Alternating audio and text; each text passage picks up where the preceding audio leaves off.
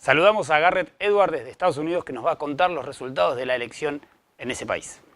Buenos días, Nicolás, ¿cómo estás? Estamos acá desde Boston, Massachusetts, repasando los resultados de las elecciones de medio término en los Estados Unidos de América, con números que todavía restan por definir para saber si fue o no una victoria del actual presidente Donald Trump. Si repasamos primeramente los números, vamos a ver que los demócratas tenían que conseguir por lo menos 23 escaños nuevos en la Cámara de Representantes, el símil norteamericano de nuestra Cámara de Diputados, para poder recuperar una mayoría y conseguir romper con una hegemonía de 8 años consecutivos en el que los republicanos tenían el poderío de esa Cámara. Lo han logrado, por lo menos en los conteos que tenemos hasta este momento. Quedan algunos números más por delante. Ya llevan 26, es decir, 3 más que el número mínimo que hacía falta. Del otro lado, en lo que tiene que ver con la Cámara Alta, con la Cámara de Senadores, que solo se renovaba por tercios, a diferencia de lo que sucedió con la Cámara de Diputados, que se renovaba en su totalidad los 435 escaños,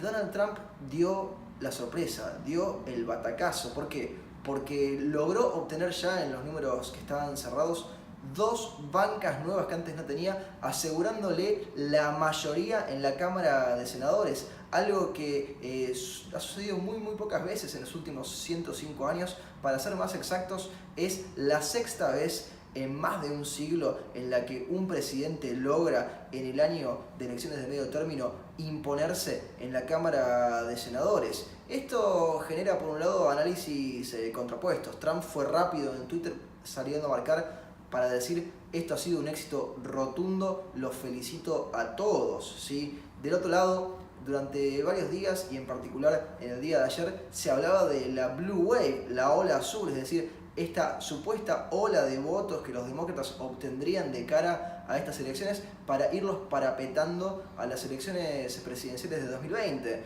Pero los republicanos fueron rápidos, dijeron: esto más que una ola azul es una olita azul, porque apenas consiguieron una diferencia mínima para poder tener esa mayoría. En el funcionamiento se espera un Congreso muy trabado, muy peleado, con una Cámara de Diputados que va a tratar de detener todos los proyectos de Trump, que incluso puede llegar a promover el juicio político si logra justificarlo, porque va a tener los votos suficientes para poder hacerlo. Al mismo tiempo, la Cámara de Senadores, la Cámara que Donald Trump va a tener bajo su poder, va a tener la posibilidad por delante de seguir nombrando jueces federales. Y no solo eso, si se llegara a producir otra vacante en la Corte Suprema de Justicia de los Estados Unidos, como sucedió con Brett Kavanaugh hace poquito, Trump podría nombrar otro ministro más para la Corte sin ningún tipo de problema y sin ningún tipo de dilación.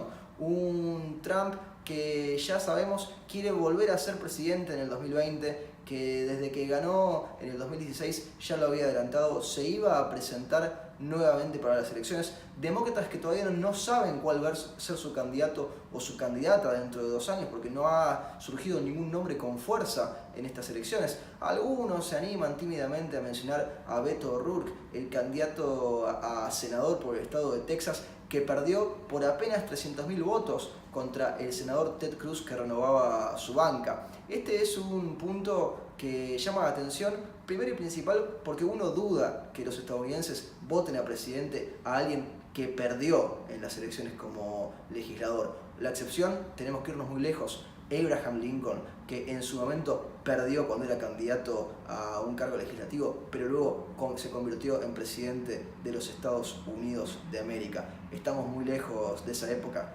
Piensen que ahora tenemos a Trump en la Casa Blanca.